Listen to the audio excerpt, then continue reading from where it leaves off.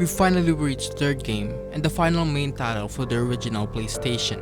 Released only a year after Resident Evil 2, Resident Evil 3 Nemesis was originally intended to be a spin-off of the main series, featuring different characters and locations.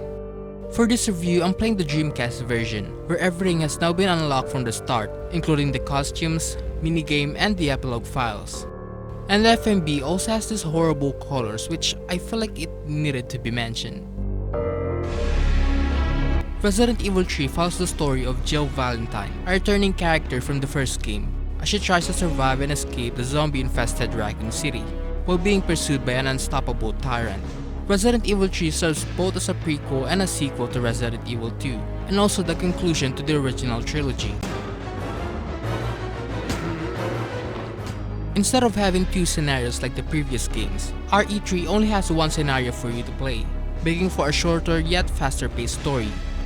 Though you will be able to take control of another character, Carlos, for a short time later in the game.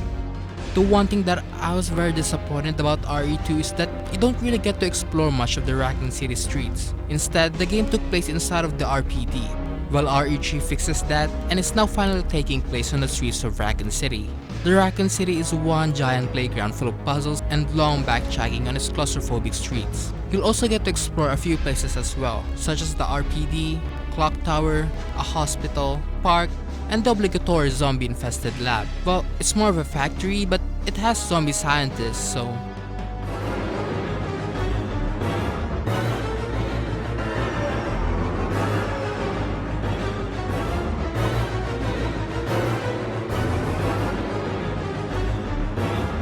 Of course, it still has the traditional gameplay mechanics that were introduced and refined in the previous games, but with some new additions that make the controls feel more polished. You can now dodge some of the enemy's attacks, a move that I could only trigger accidentally, perform a quick 180-degree turn, and walking up the stairs no longer done automatically. And with these new moves comes more powerful and deadlier enemies. In the streets, you'll encounter the iconic zombies roaming around, and some other returning enemies such as the hunters. They're back and they are just as annoying as before.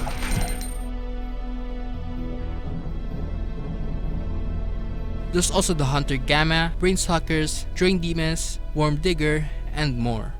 But the biggest addition to the game, and even more memorable than the zombies, is the Nemesis, an even bigger and badder tyrant than Mr. X from Resident Evil 2. The Nemesis was sent by Umbrella to kill all of the remaining STARS members left on the city. He will stalk Jill throughout the whole game, and he will always follow you wherever you go. If you think entering a door will lose him, well, that's where you're wrong, as Nemesis will do everything to hunt you down. When encountering Nemesis, you are given two choices to either face him or run away.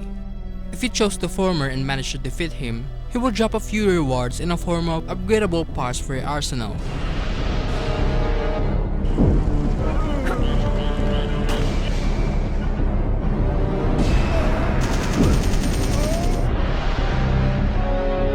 Even if the game takes place in the city streets, the game is still very claustrophobic. And I think the locations are even more tighter than the previous games, making it difficult to run past the enemies, and more often than not, you're just forced to kill all of them to avoid getting chewed on. Even the boss fight takes place in some very claustrophobic spaces. The clock tower is probably the closest thing to the mansion or the RPD, structure-wise, though it's a pretty small area and it could be finished for about maybe 20 minutes or less. Since the game has a shorter runtime, the game tries to make it up with its replayability value.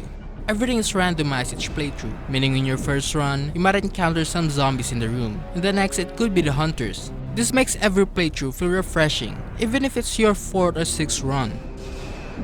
The game's puzzles are also randomized. While it's still the same puzzles, the solutions of it will always be different.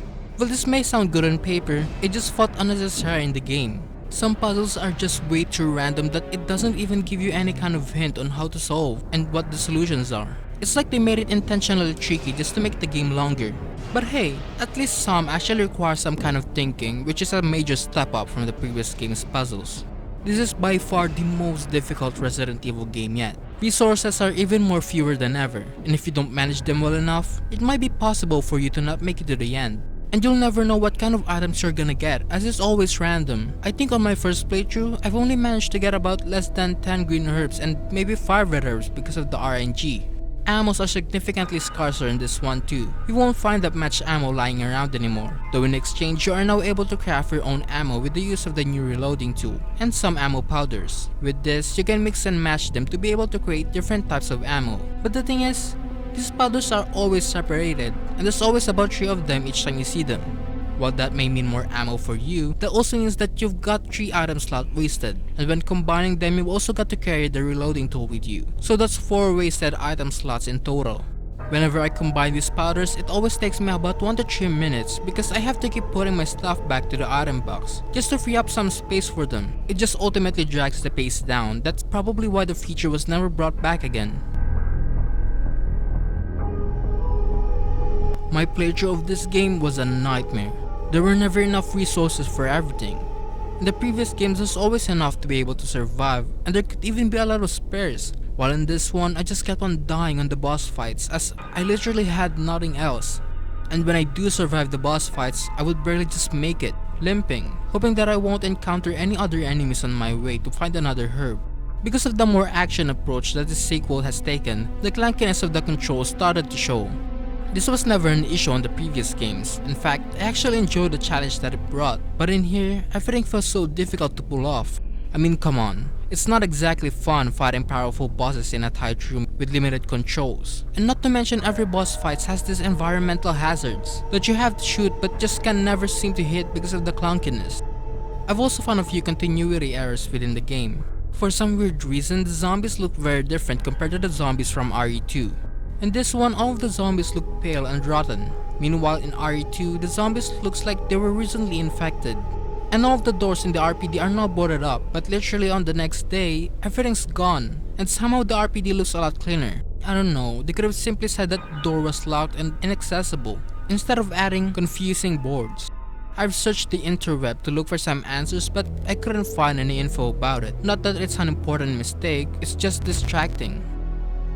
Every Resident Evil fan has got to know by now that RE3 was originally intended to be a spin-off, which kind of explains the shorter runtime and lesser additions, but that doesn't stop Capcom from adding a little minigame called the Mercenaries.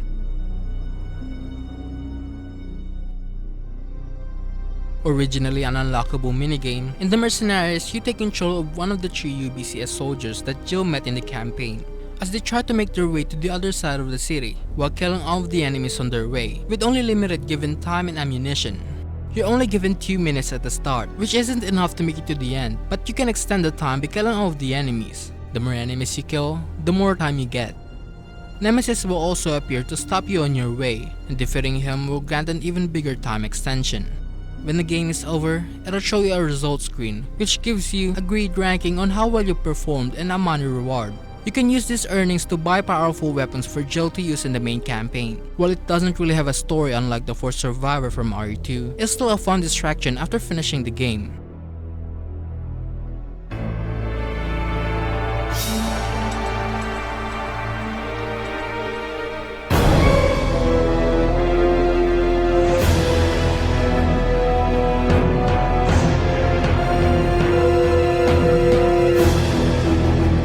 While Resident Evil 2 is still my favorite in the survival horror trilogy, I still really enjoyed Resident Evil 3.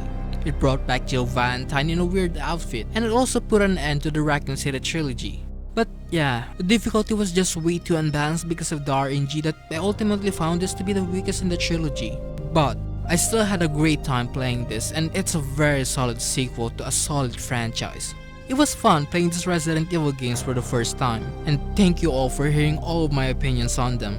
But of course, we're not done with the classic Resident Evil games yet.